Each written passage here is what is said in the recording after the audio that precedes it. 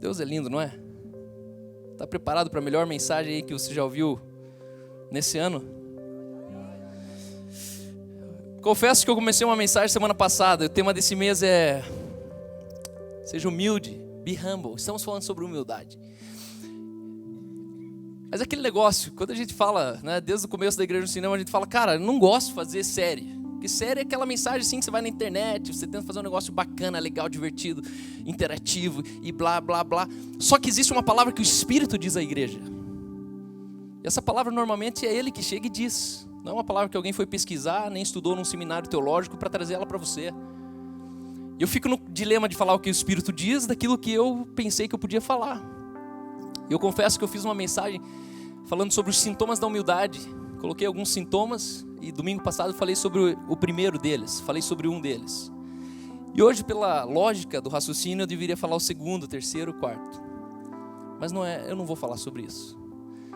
Hoje eu quero falar sobre o poder da humildade. O poder da humildade. Quando a gente fala de poder, de humildade, qual que é a figura que vem na sua mente? Poder?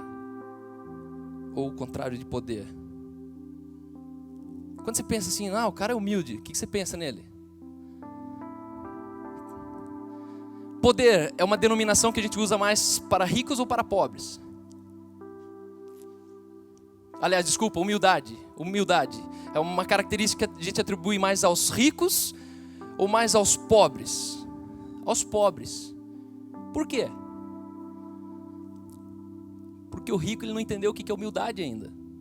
Porque o dia que ele entender que humildade não é ser pobre, ele vai ser rico sendo humilde. A humildade ela é violenta. A humildade é um valor universal. Aonde você for no planeta, você vai ser reconhecido pela sua humildade. Eu falei semana passada que humildade ela não é uma atitude. A humildade não é a maneira que eu sirvo as pessoas com cara de cachorro molhado. A humildade não é uma cara que eu chego diante de Deus e falo, Senhor, eis o teu servo, Senhor. Não é, isso não é humildade. Humildade é uma natureza. A maneira que você olha para alguém, a maneira como você se inclina para uma criança, a maneira como você abre o vidro da janela do seu carro quando tem um pedinte batendo ali. A maneira como você trata o balconista quando você chega e fala, me vê 5 pães de queijos. Não tem de queijo. Puxa, que pena, o pão de queijo é o melhor desse bairro, então me vê 3 fresquinhos aí, pão francês. A humildade, ela molda a sua relação. A humildade, ela lubrifica a sua relação. Só que quando a gente fala de humildade, a gente rapidamente pensa, como que eu consigo ser rico e humilde ao mesmo tempo? Porque se ser rico é ser menos humilde, então eu quero deixar de ser humilde. Se alguém chegasse e falasse, o que você prefere, ser rico ou humilde? O que você ia falar? Prefiro... Porque a gente confronta as duas coisas que na verdade uma está dentro da outra. E nessa manhã eu quero falar sobre bens, dinheiro e riqueza. Quando se fala de humildade, a partir de hoje eu quero construir um pensamento onde humildade para você, ela é marcado por uma coroa. Onde humildade não fala mais de uma sandália suja, feita de garrafa PET, você fala, lá são humildes, lá na África, já viu essa foto? É 2 garrafinhas PET amassadas e 2 tirinhas por cima e 2 pezinhos encardidos. E essa é a figura que você vai encontrar quando você procurar humildade na internet. Só que a humildade ela tem menos de sandália e mais de coroa. A humildade fala daquilo que você veste na sua mente. A humildade fala daquilo que você representa para as pessoas. E eu quero te dizer nessa manhã que você não representa para as pessoas uma fonte de serviço, mas você representa para as pessoas uma solução de vida. Existe uma coroa na sua mente, na sua vida. Você é sacerdócio real. A Bíblia diz que você é nação santa. Você é povo de propriedade exclusiva de Deus. Deus ele te separou e falou, cara, você vai ser poderoso. Você vai ser humilde. Você fala, como que eu consigo ser poderoso e humilde? Eu quero falar como nessa manhã. Dinheiro, bens e riquezas. 1 Timóteo 6, 9 e 10 diz assim, ora, os que querem ficar ricos caem em tentação. Os que querem ficar ricos caem em tentação e cilada, em muitas concupiscências insensatas e perniciosas, as quais afogam os homens na ruína e perdição, porque o amor ao dinheiro é a raiz de todos os males. E alguns, nessa cobiça, se desviaram da fé e assim mesmo se atormentaram com muitas dores. E eu te pergunto nessa manhã, o que é a raiz de todos os males? O que é a raiz de todos os males? O dinheiro? Não. O amor ao dinheiro. E a gente cantou aqui de amar. O amor ao dinheiro é a raiz de todos os males. Ei, se a tua vida está terrível, se existe algum mal sobre a sua casa, reavalia o quanto você tem amado o dinheiro. Eu pergunto para você aqui, quantos amam o dinheiro? Não precisa levantar a mão, mas responda para você mesmo. Você ama o dinheiro? Sim ou não? A maioria das pessoas que eu encontrei pelo caminho e fui compartilhando essa palavra, instantaneamente eles falam, não, eu não amo o dinheiro. Ah, você não ama o dinheiro. Mas deixa eu te perguntar uma coisa, o que é amar o dinheiro? O que é amar o dinheiro? Ter um carro novo? Viver numa cobertura? O que é amar o dinheiro? Porque a gente tanto fala desse amar ao dinheiro, o amor ao dinheiro, o amor ao dinheiro, mas, cara, traduza na prática do seu dia a dia. Me prova o que é amar ao dinheiro. Porque quando a gente souber o que é amar ao dinheiro, a gente vai saber se você ama ou não. Então a sua resposta não pode estar baseada no que você pensa de você, mas naquilo que está dentro de você. E eu te pergunto hoje, o que é o amor ao dinheiro? Alguém se arrisca? Então deixa eu ler de novo o mesmo texto para vocês. Ora, os que querem ficar ricos caem em tentação, em cilada e em muitas concupiscências insensatas e perniciosas, as quais afogam os homens na ruína e perdição. Ponto. Por quê? O amor ao dinheiro é a raiz de todos os males. Percebe que o amor ao dinheiro é a raiz de todos os males? É uma afirmação explicando o porquê de alguma coisa? Volta um versículo. Mais um. Pronto. O amor ao dinheiro é o desejo por você ficar rico. Se eu começasse aqui perguntando hoje, quantos aqui gostariam de ser ricos? Levante a mão. A metade ia erguer a mão. Eu ia erguer minha mão. Eu confesso que essa palavra ela entrou no meu coração assim, ó, e devastou aquilo que eu tinha de plano de vida. Porque a sociedade ela te ensina que é bacana você ter essa ambição. É uma ambição boa. Pô, você chega um namoradinho do seu filho, da sua filha lá na tua casa, você pergunta assim, o que você vai fazer da vida? Você quer ouvir, sabe o quê? Não, ó, eu tenho um projeto assim, assim, assim, e eu vou ficar rico. Ah, daí estou mais tranquilo. Vai dizer que não é assim. Eu já vi muito jovem, eu já consolei muito jovem que não podia namorar a moça porque ele era quebrado. É ou não é? Não, não vou falar. Não vou fazer isso hoje. Mas o amor ao dinheiro é você querer ficar rico. Os que querem ficar ricos caem em tentação e cilada, em muitas concupiscências, desejos ardentes, insensatos, tolos, bestas. Você já viu que cara quando começa a ficar rico, ele vira besta? Ele gasta, ele compra, ele nem usa, ele compra um jet ski, fica lá parado, ele nem vai pra praia, ele compra uma chácara, ele compra isso, compra aquilo. No final o cara fala, nossa cara, eu tenho tanta coisa que eu não uso nada. Porque é uma concupiscência insensata. E o amor ao dinheiro é o desejo por riqueza. E nessa manhã eu quero te convidar a você ser humilde na relação com as riquezas. E aí você me pergunta, cara, então você está dizendo que eu preciso abdicar de tudo, que eu preciso isso e aquilo, que eu preciso talvez vender e dar tudo aos pobres? A Bíblia conta de uma história de um jovem que chegou e falou, bom mestre, o que eu preciso fazer para herdar a vida eterna? E Jesus fala assim, ei, cumpre os mandamentos. Não, tudo isso aí eu já faço. Ah é? Então pega a sua riqueza lá e dissolve. Vai lá e distribui para todo mundo. E a Bíblia diz que ele saiu abatido, saiu triste. Jesus falaria a mesma coisa para você hoje. Ei, você quer me seguir? Dá tudo. Só que sabe por que esse rapaz ele não entendeu que ele podia dar tudo? Porque ele não conhecia aquele que pode dar tudo. O medo dele era dar algo e ficar sem algo. A fonte da nossa riqueza hoje se chama lucros. Você sabia disso? Você precisa vender algo, comprar no custo, vender 3 vezes mais caro e tirou o custo, aquilo ali é o lucro. E isso te deixa rico. Que você faz em escala isso e de repente começa a vender. E você fala, cara, estou rico. Mas os que querem ficar rico, caem em tentação. Ei, você tem um amigo assim que está colocando todo o coração nele, na vida dele para ficar rico, sente e assista ele. Ou essa Bíblia é mentirosa. Mas os que querem ficar rico, caem em tentação. Eles vão cair. Vai dar zebra. Eles vão se ferrar.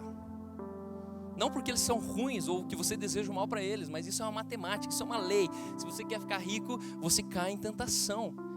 Você vai ter concupiscência insensata. Só que lucro é o vilão do capitalismo. Só existe capitalismo porque existe o lucro. Porém é impossível eu me relacionar numa sociedade capitalista sem a pretensão de lucrar. Mas aí você me pergunta, mas qual que é o problema de lucrar, cara? Desde centenas de anos assim. Sabe qual que é o problema de lucrar? Que o lucro, ele boicota a sua generosidade. O lucro boicota a sua generosidade. Por quê? Eu tenho um amigo na África do Sul, esteve pregando aqui mês passado. E ele é um pregador muito conhecido nos Estados Unidos, na África do Sul. E através do programa de televisão dele, alguém ligou para ele dos Estados Unidos para a África do Sul e falou: Bert, tudo bem? Eu gostaria de fazer um site para você. E aí ele falou assim, como assim? Eu, no momento não estou podendo, né? O dinheiro não está dando e tal. Não, você não entendeu, eu vou fazer de graça para você. Eu sou responsável pelo site da Boeing Aeronaves. E eu gostaria de fazer gratuito um site do mesmo padrão da Boeing para você, para o seu ministério. O mundo precisa ouvir o que você está falando. E ele falou, mas quanto custaria esse site? Ele falou, $25 mil. E aí o cara começou a fazer o site, isso e aquilo, e ficou extremamente... E o Bert começou a ficar extremamente constrangido. Cara, $25 mil. Porque o Bert viu isso saindo do bolso dele. $25 mil.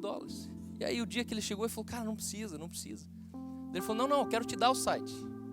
Porque para mim ele só vai custar $1.500. Eu compro a licença disso, licença daquilo, as imagens.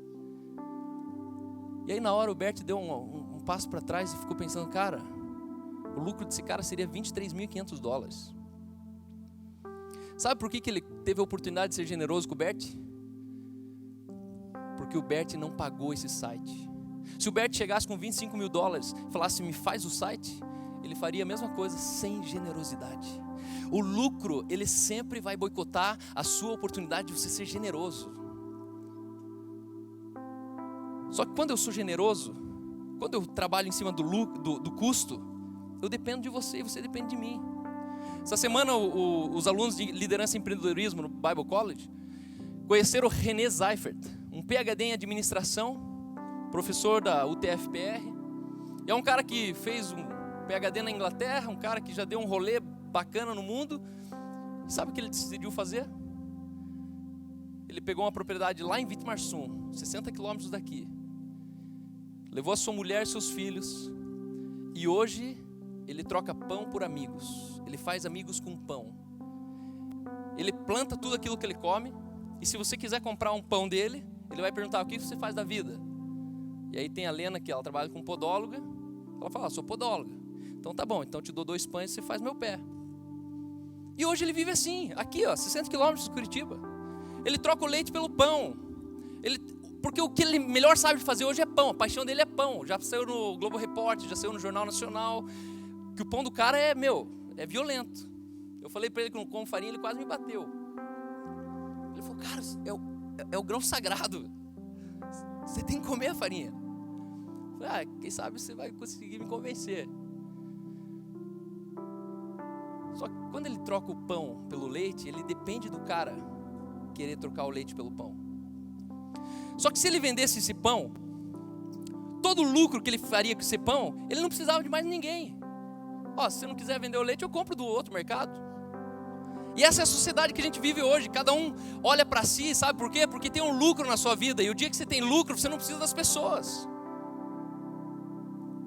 E é aqui que a gente descambou. É aqui que a gente encontra pessoas de 50 anos que falam assim: cara, eu não tenho amigo. Eu não tenho amigo. Eu não tenho amigo. E você fala: cara, o que eu posso fazer por você?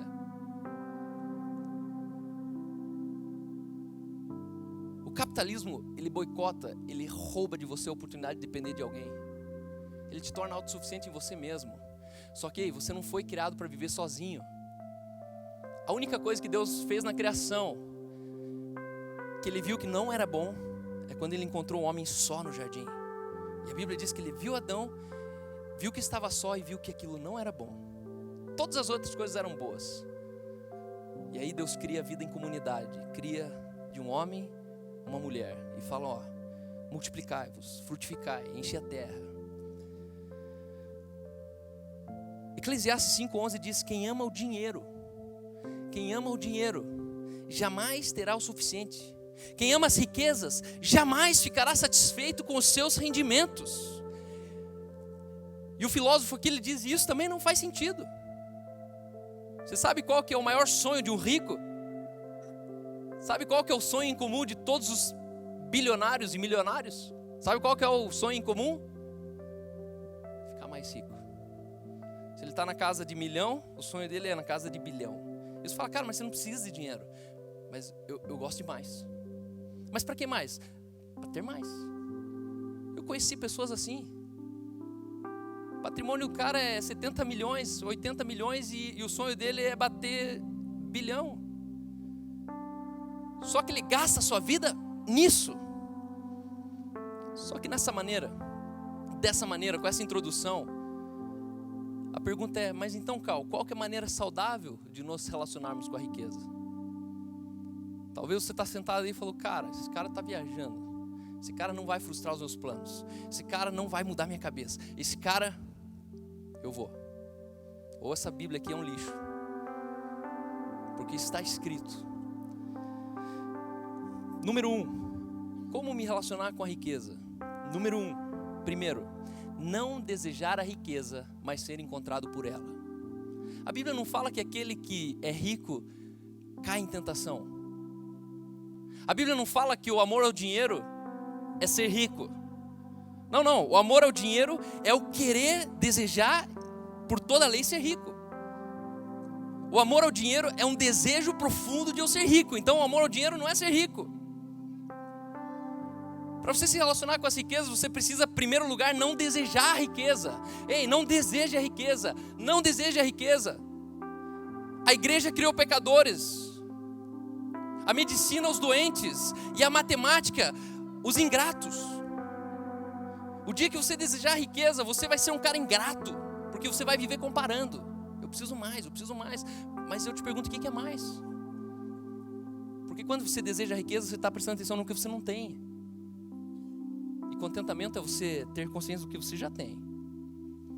Mateus 6,33 diz: mas buscai, pois, em primeiro lugar o reino de Deus e a sua justiça, e todas essas coisas vos serão acrescentadas. Outra versão diz: e todas essas coisas correrão atrás de você. Ei,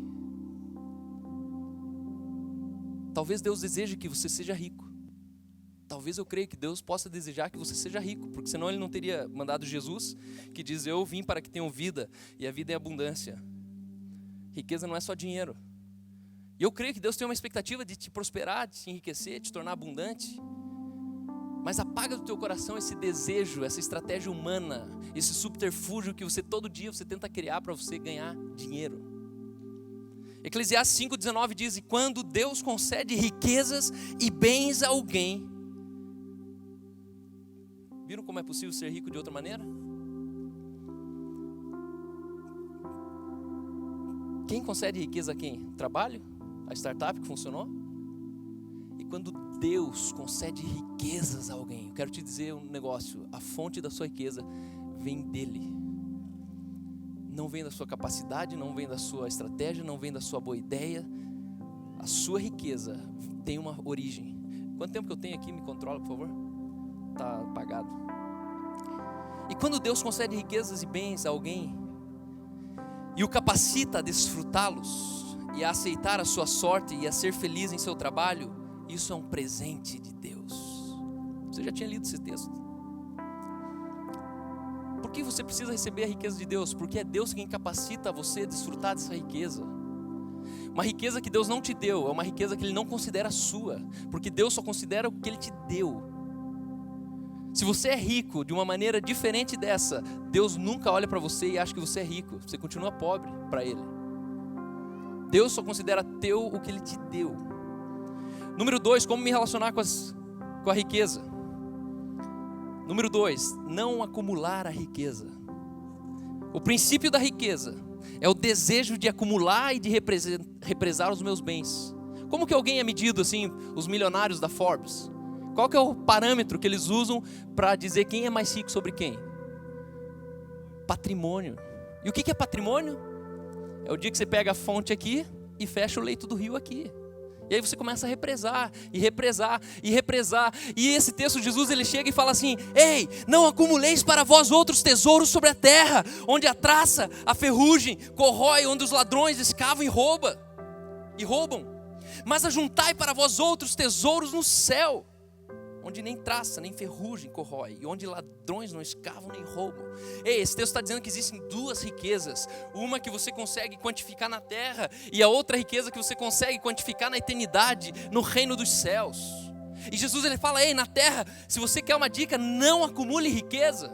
Jesus está falando assim: ei, gaste tudo. Só que sabe por que a gente não gasta? Porque existe o amanhã na nossa equação. E o texto ele diz assim: não vos inquieteis com o dia de amanhã, pois o dia de amanhã trará os seus cuidados, basta cada dia o seu próprio mal. Por que a gente vive hoje tentando fazer riqueza pensando em amanhã? Por que você não pega aquilo que você tem hoje e gasta hoje, e os fala: Deus, o Senhor deu, eu usei. Jesus, ele falou: eu vim para que tenham vida e a tenham em abundância. Isso significa que a abundância é uma fonte inesgotável de recursos. Se você crê que Jesus, ele é a vida abundante na sua vida, tudo que entrar nessa mão precisa sair nessa. E por que a gente represa? Por que a gente tenta fazer um patrimônio? Por que a gente tenta acumular bens e riquezas? Eclesiastes 5,18 diz: assim, descobri que para o homem o melhor e o que mais vale a pena, cara, o homem mais rico do planeta, que já passou pela existência humana, escreveu esse texto aqui, se chama Salomão. E esse cara, ele diz: eu descobri que para o homem o melhor e o que mais vale a pena é comer, beber e desfrutar do resultado de todo o seu esforço que se faz debaixo do sol, durante os poucos dias de vida que Deus lhe dá, pois essa é a sua recompensa. Ontem eu conversei com um cara que eu amei de primeira vista. O Alexandre está aí? Alexandre? E aí quando ele foi sair meio-dia da minha casa, eu ia fazer um churrasquinho, eu falei: Alexandre, vamos comer uma carninha. Aí ele deu a ré com o carro e falou assim: ô, esqueceu que eu falei para você que eu só como de noite? Eu não como durante o dia. E era um cara que 1 minuto antes ali, ele tinha falado: cara, eu não sei mais o que fazer, eu só trabalho na minha vida, essa vida é uma droga. Morei 15 anos nos Estados Unidos, tenho uma esposa, tenho filho, tenho uma casa bacana, maravilhosa, que eu não subo até o 3º andar dela porque eu não tenho prazer nisso. Eu só trabalho, minha vida é pagar conta, eu não aguento mais, calma, me ajuda. Desculpa, você é meu cliente, eu não podia estar falando isso com você. Eu falei: brother, você achou o endereço exato nessa cidade. Só que esse texto está dizendo: ei, o que mais vale a pena é comer, beber e desfrutar. Percebe que quando a gente está naquela gana de fazer dinheiro, você começa a chegar 10 horas da noite em casa e acha que isso é honra. Pô, o cara trabalha 18 horas por dia. Pô, o cara é empenhado, é foco, é determinação, é o caramba, é escravidão. Deus não te criou para viver assim. Deus não te criou para você trocar o seu trabalho pela sua família. Você tem uma mulher em casa que vale muito mais do que aquela... Não vou falar, senão vou ter que colocar pi de novo na minha pregação. Mas naquela porcaria do seu projeto. O dia que uma coisa valer mais do que uma pessoa, você tem razão para ficar trabalhando overturn no seu trabalho. Mas, meu irmão, tudo que você não fez em 8 horas de trabalho por dia, não é nas próximas 2 ou 4 que você vai conseguir terminar de fazer. Por que as pessoas, elas têm essa vida estúpida? Uma vida estúpida. Um dia aconselhando um casal, e o casal em crise, pronto, falando, cara, não dá mais. Eu falei assim, cara, quantas refeições você tem por dia na sua casa? Sabe o que ele falou? Eu termino no domingo à tardezinha com os meus filhos.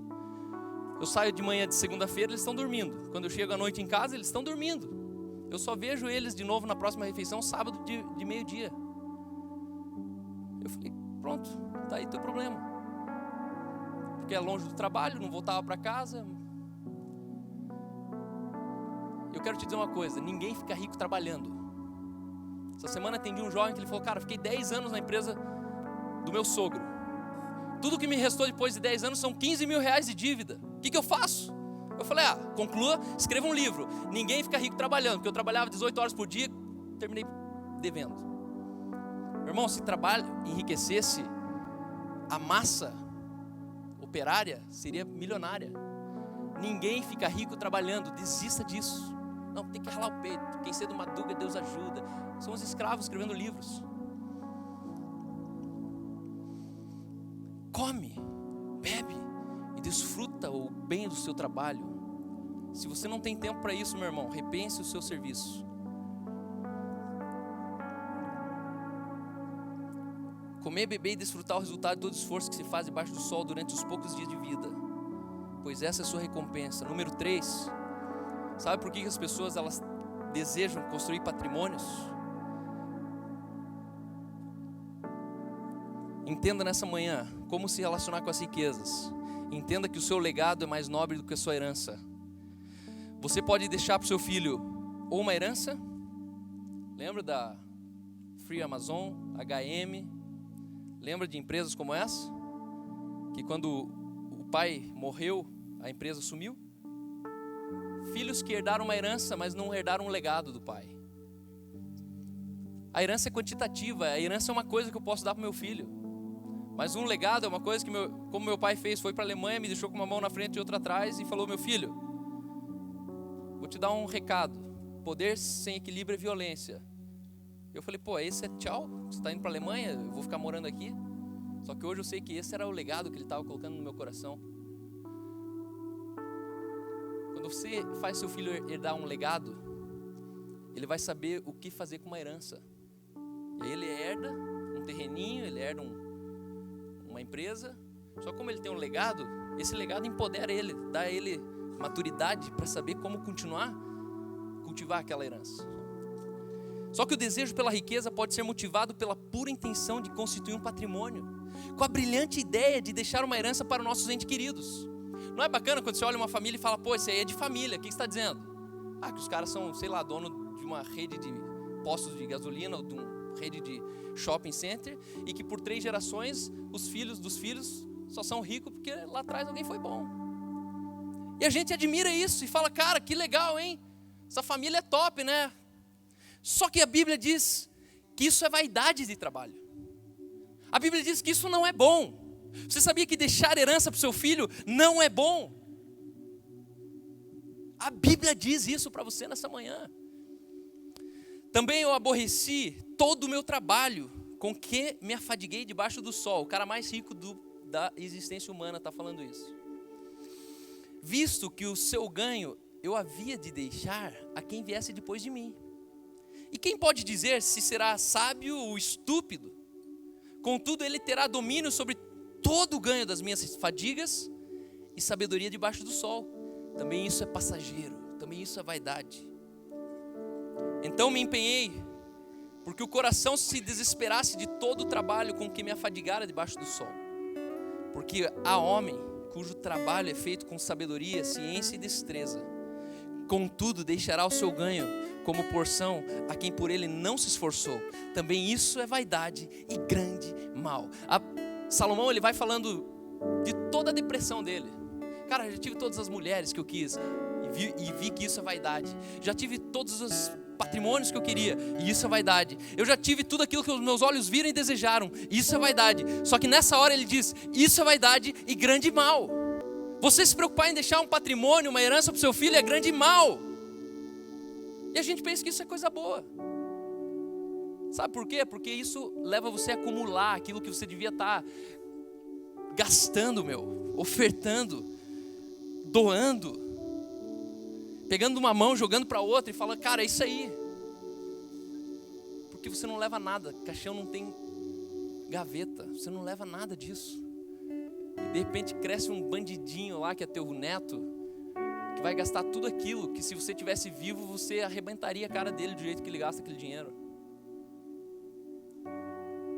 Eu vivo numa família assim. Eu desfruto de uma herança hoje, onde um cara trabalhou e com 80 e poucos anos de vida, quando ele parou de trabalhar em 6 meses, ele morreu. Ele nunca viajou, ele nunca teve o carro que eu tive, ele nunca viveu a vida que eu tenho hoje e eu uso a herança dele. Isso é um grande mal. Mal para mim não, está sendo mal para ele. Porque essa vida era dele. Ele podia ter vivido sobre isso. Só qual que era a preocupação dele? Eu preciso comprar mais terreno, preciso comprar mais terreno, preciso comprar mais terreno. Um terreno lá no Novo Mundo, bairro Novo A, B e C, era uma fazenda dele. O Requião chegou, aliás, um político chegou. Requião era o laticínios que ele trabalhava. O requeijão. Mas o fato que o governo daquela época chegou e falou assim, ó, o negócio é o seguinte, a cidade cresceu e você é dono de um bairro inteiro. Ou você vende por 1/10 do valor, ou a gente libera para invadir. E aí vendeu por 1/10 do valor, os outros 9/10 foi no bolso de alguém outro. Por quê? Porque estava preocupado em acumular. Ei, por que você não parou de trabalhar e pega esse terreno aqui, vende e sai dando dinheiro para creche, para isso, para aquilo? Faz alguma coisa com o seu dinheiro.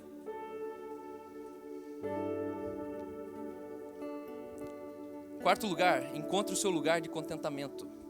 Como me relacionar com as riquezas? Não saia daqui falando que eu falei que não pode ser rico. Eu falei que você não pode querer e desejar ardentemente isso. Eu creio que dessa sala aqui vão sair muitos milionários. Dessa sala aqui vai ter gente muito rica. Vai ter gente que vai ter muito dinheiro líquido.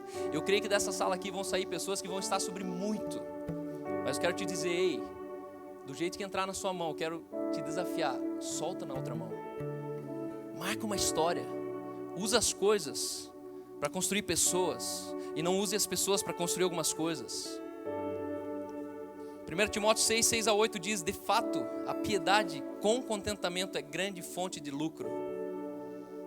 Porque nada temos trazido para o mundo, nem coisa alguma podemos levar dele.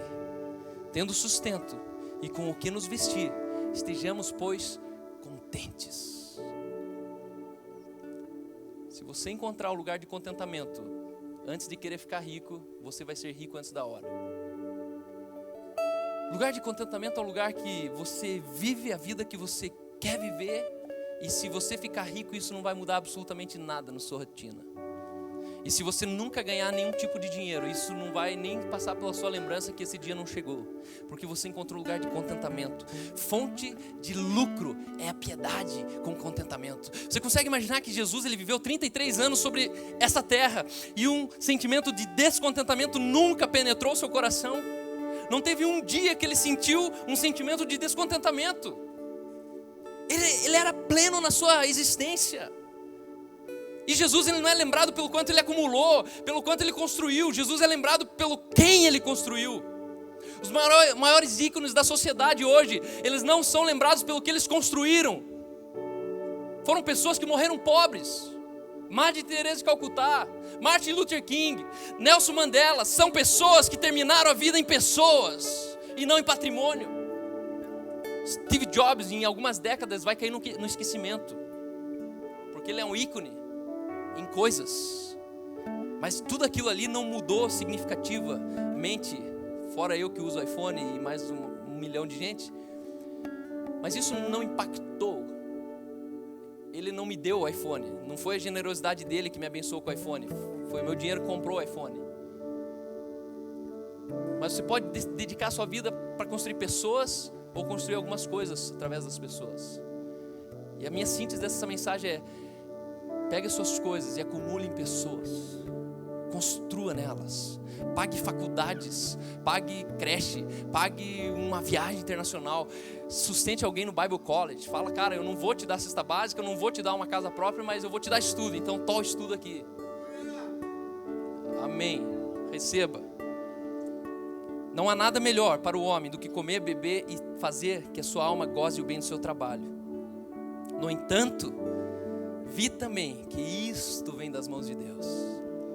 Ele fala, isso é vaidade e vaidade. Chega nesse ponto ele fala, vi que isso também vem das mãos de Deus. Pois separado desse, quem pode comer? Separado desse, quem pode se alegrar? Pois separado desse, quem pode ser tão pobre, tão pobre, tão pobre que só tem dinheiro na vida? Quem? Meu irmão, humildade fala daquilo que você é e não daquilo que você um dia pode vir a ter. Eu oro para que a sua humildade, ela te torne das pessoas mais prósperas desse planeta. E isso nunca mude quem você é, porque você já era antes de ser rico. Você já era antes de ter muito. Não ser rico, ter muito. Vamos nos colocar de pé. Eu não concluí aqui, mas o nosso tempo estourou de todos os sentidos. Mas eu tenho muito para falar sobre isso. Eu me lembro que com 14 anos eu fiz o primeiro plano de vida. Meu primeiro planejamento de vida era comprar uma mobilete economizando 50 centavos por dia.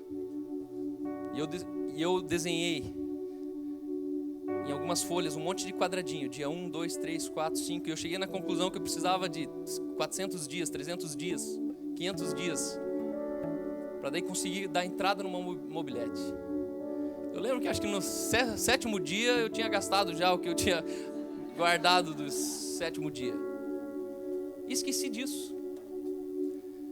Mas o dia que eu estava casado, morando numa casa que eu não pago aluguel, que eu olhei para minha moto, que era daquele ano, que eu olhei para o meu carro quitado daquele ano, e eu falei assim, cara, como assim? Eu nem terminei minha faculdade ainda. Eu nunca bati cartão, fui CLT para ter tudo isso aqui. Como que eu tenho tudo isso aqui? Aí um cara veio e falou, você tem porque você casou com uma mulher rica, para você é fácil. Eu falo, pô, se para mim foi fácil, por que você não casou com uma também? Com certeza eu sou mais feio que você. Só que eu descobri que a minha riqueza vem de agradar a Deus. Essa é a conclusão. Não vou falar sobre agradar a Deus hoje, mas talvez você vai sair daqui pensando assim, pô cara, mas então qual que é o meu trabalho? Se eu não é para trabalhar para fazer grana, fazer lucro, então o que é trabalhar? Qual que é o sentido de eu bater carteira, bater cartão todo dia? Qual que é o princípio de ter uma carteira assinada por 25 anos? Tirar FGTS, ser um pagador de contas, qual é o sentido? Nenhum, não tem sentido nisso. Deus não te criou para isso. Deus não te criou para isso. Deus te criou para algo muito superior a isso. Não seja um pagador de contas, você não nasceu para isso. Porque tudo isso é lixo.